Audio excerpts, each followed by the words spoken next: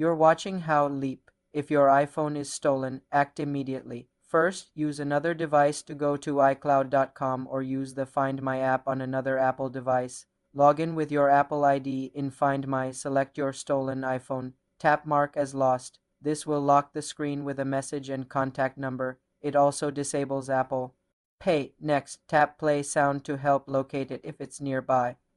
If recovery seems impossible, tap Erase this device to delete all data remotely. This protects your personal information. Immediately change your Apple ID password and other important account passwords from a secure computer. Report the theft to your local police and provide them with the device's serial number and IMEI. Finally, contact your wireless carrier to suspend service and block the phone from their network.